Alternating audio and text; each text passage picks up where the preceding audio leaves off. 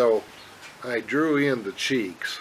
Of the 30 that I did in 2019, between our Labor Day, which is the first weekend of September, and it was 100 degrees that day. Today we have a nice, beautiful winter day, New Year's Day in Thornton, Colorado. We have what they call the snow eater snow or wind coming in off of the mountains, and it's not that cold. I mean, I look like I'm all bundled up, but it's cool enough to have a hat and coat on, but not below freezing by any stretch. So anyway, I drew those in because I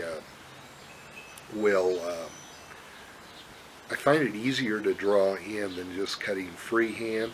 I have done freehand before, but it's easier to draw it in first and then cut it out with the V-cut that we demonstrated earlier.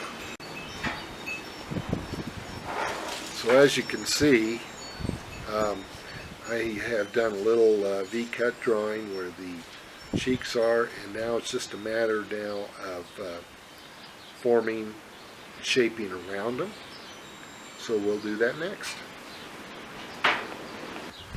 So I've rounded out the cheeks a little bit and kind of hollowed out the wood underneath them.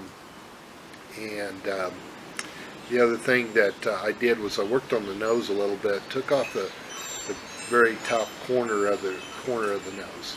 Now I want to warn you that if you, when you're doing this, I think it was about my 5th or 6th gnome that I made this fall, or late summer. I took the nose right off. I mean, I just took it right off, and so that particular little gnome, he was probably just good for a fire starter in the little fire pit. But anyway, that's just something you have to be kind of careful of. And basswood is very soft wood, and you do have some tear out and so forth, and so you have to adjust your cutting. And of course, with some of the wood that you get or you have, there's going to be softer areas of that wood that you're working on and harder areas depending on whether or not you've got a knot that you're trying to cut through and whatnot. So okay, so I decided to come inside into my garage to work.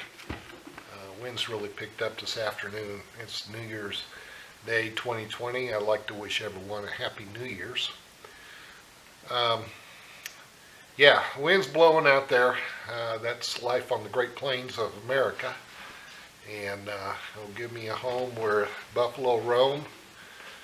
It'll give me a gnome where the buffalo roam. And our little gnome is coming right along. What I'm going to do now is some of the loose chips and things like that. I got a little brush that I got from Harbor Freight and Harbor Freight tools. And I just kind of go in and clean things up a little bit. And got a little more detail around the cheek and the nose. I just noticed that, so I'm going to do that, and we'll go do the next step. You may notice off to the side here my little rigger bag that I picked up at Harbor Freight. I think I only paid like $8 for the thing. But I got places for all my little knives. I got this knife, and then of course the pelican knife and knife that we were doing the majority of the work. And I also have another little chip knife that I haven't had much luck with this particular knife. Maybe, I don't know. I've had a real hard time. When they advertise these knives, this company, when they advertise them, they say you can take them and cut them right out of the box. When they come right out of the box, they're honed and ready to go. And that one just never seemed to keep an edge or do much for me. I had to work a lot harder at it than that seemed like I should. But other than that, I've had real good luck with that particular company, and I like the handle because of the way it's made. Really fits my hand good. So but I like to keep my knife sharp so that I don't have to really work hard at cutting it through the wood. Plus, it's safer when you have sharp tools, believe it or not. A dull tool is more apt to slip and cause you harm than one that is sharp and kept in good shape. So what I do now is I'm just basically going to clean up all around in there.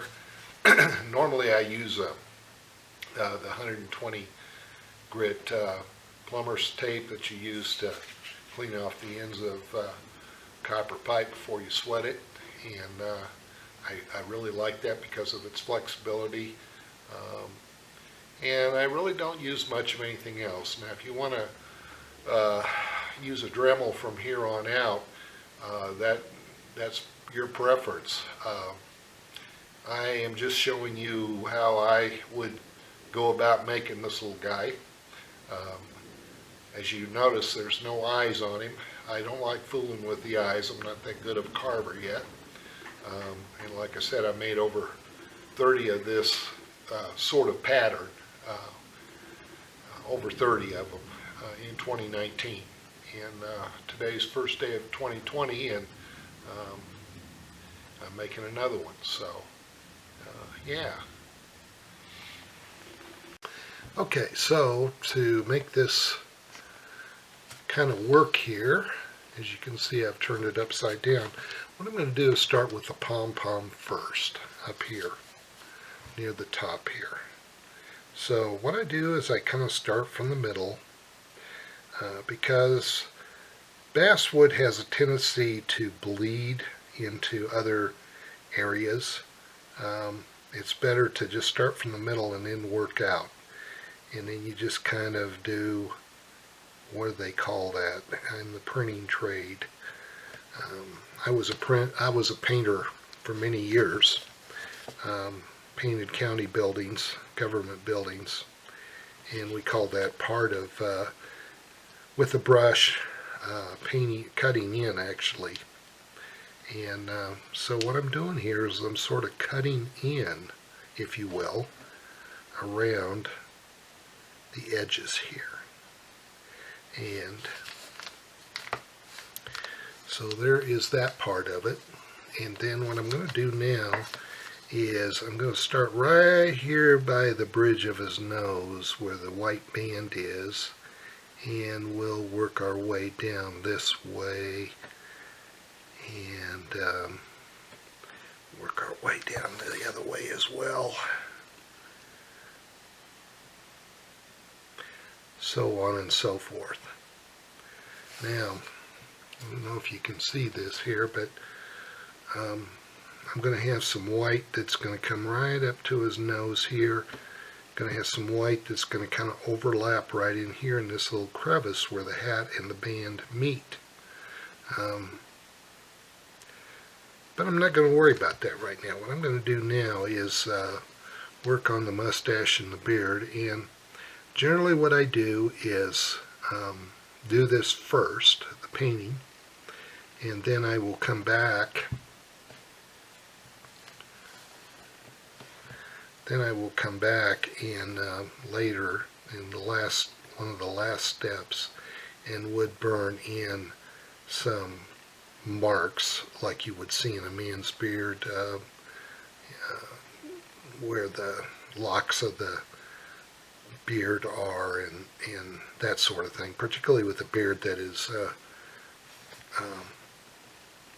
more of a full growth type of beard.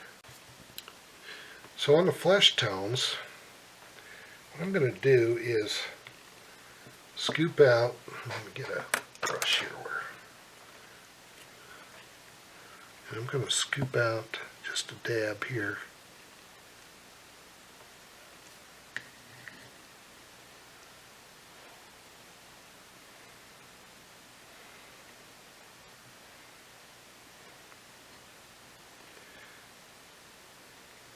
My personal preference is that that particular color here is just a little bit too dark. So what I am going to do, and I'm going to take a clean brush to do this, stick this other brush in some water over here. Take a dab of white and then just mix it in. This is mixing colors. If you're a painter, watercolor, do acrylics, that sort of thing, do any sort of painting, this is not a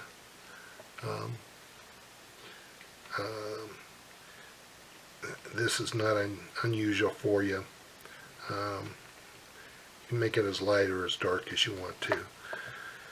So that's what I do on this, and now we're ready to go back in here around the nose and the cheeks, all the facial features, and then we want to try to cut that in as best as we can with the white there that was there. Again, what I'm doing here is just working my way up the Pantone color scale. The darker colors will be the last to be put on.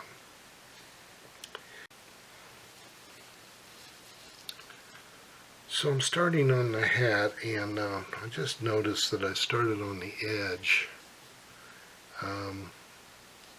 close to where the crevice is between, or this little mark here between the band. So I saw the error of my ways, and I decided to do what I had already told you, and that is just kind of start in the middle, more towards the middle, and then work my way towards the edges.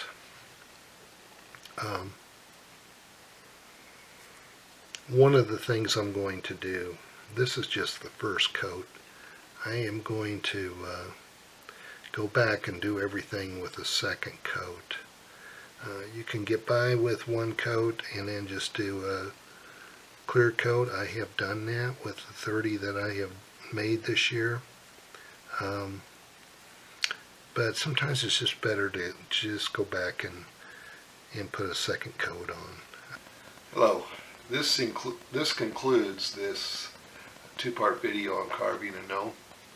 If you are new to carving, my hope is that this will help you in your carving journey. Thank you for watching, and keep on the sunny side of life. Namaste.